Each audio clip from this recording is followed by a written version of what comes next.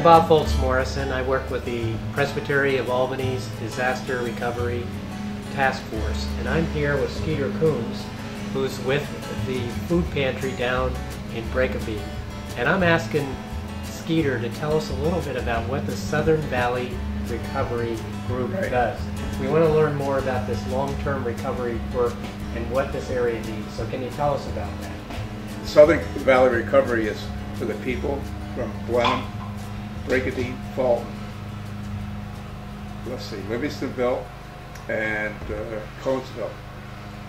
And these are the people that don't have any money to rebuild their homes, and so we're going to help those people out. How many houses need some recovery work here? Well, Kelly had a list of them that between Middleburg here and like that, there's 150 houses that have not, extensive building, but like debris in the backyards and holes and like that have to be filled. And you went door to door making assessments? Robin, Kelly went door to door. I myself was a victim of Hurricane Irene, leaving my house sitting in the middle of the newly formed creek. After several months of no help in this southern part of Schoharie County, our neighbors got together, we organized this committee, recognized a huge need.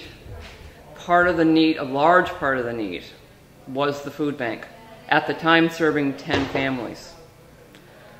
It gave people a place to come where they felt welcomed, where they felt helped, in a time when they were so desperate and destitute 6 months after the flood.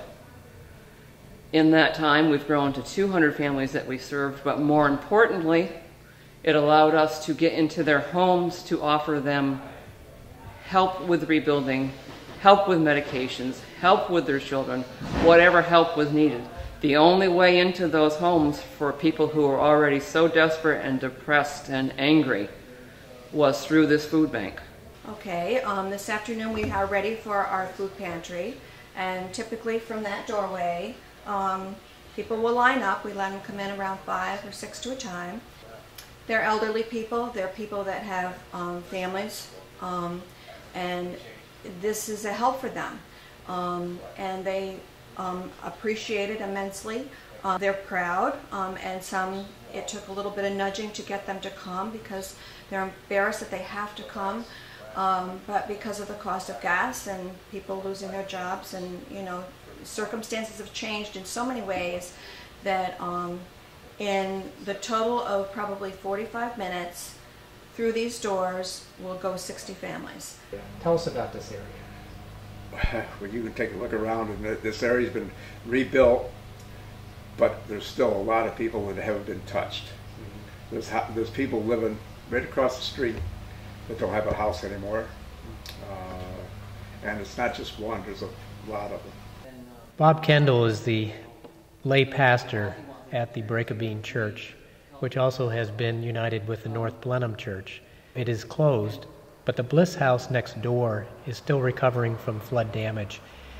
Bob tells me that once this Bliss House is repaired, it will serve as the command center for work teams who are going to come into this area to continue the recovery work from last summer's flood. But the Lord is providing, and we're just amazed at the people that have reached out to us to help us continue this ministry. So God bless you. If you'd like to help, we could get some information to you on how your church could collect donations or collect food and just bring it down here. And how did people make it through the winter? Well, there's a lot of people that helped them out. That's how everybody got through the winter. And most of the people didn't live in their homes. They had to go with family or rent a house.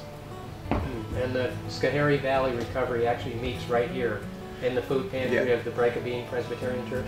Just about everybody meets here, FEMA, Recovery.